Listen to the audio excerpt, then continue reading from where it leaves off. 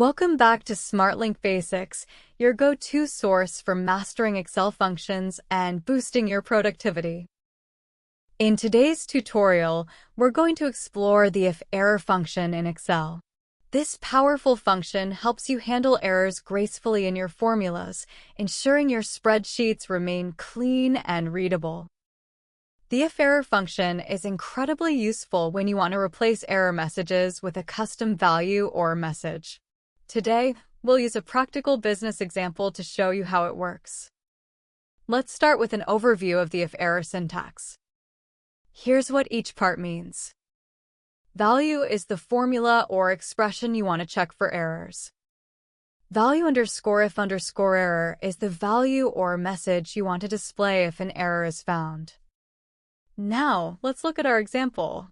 We have a table of sales data with columns for sales amount and quantity sold.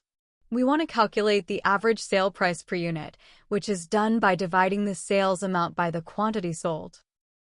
Our goal is to calculate the average sale price per unit, but we need to handle any potential division errors, such as dividing by 0.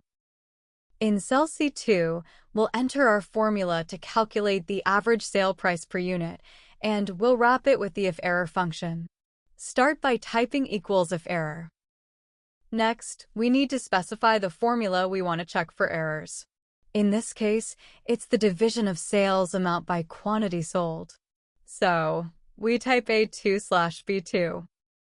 Now, we need to add the value we want to display if an error occurs. Let's use 0 as our fallback value.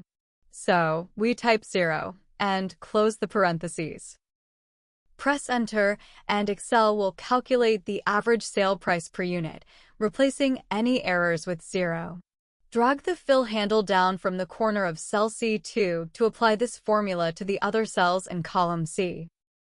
The complete formula in cell C2 is displayed at the bottom of the screen.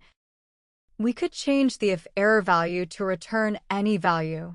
For example, if we want to return a value that says none, we would replace the 0 in this formula with none inside quotation marks. We could return a blank value by entering 2 quotation marks with nothing in between. The IFERROR return value needs to be placed inside quotation marks. The exceptions are true, false, and numeric values. And there you have it. We've successfully used the IFERROR function to handle errors in our average sale price calculation. Whether you're dealing with division errors, lookup errors, or any other type of formula error, IFERROR has you covered. That's it for today's tutorial on the IFERROR function in Excel. We hope this tutorial helps you master Excel. Please subscribe to our YouTube channel, SmartLink Basics, for more tutorials and tips.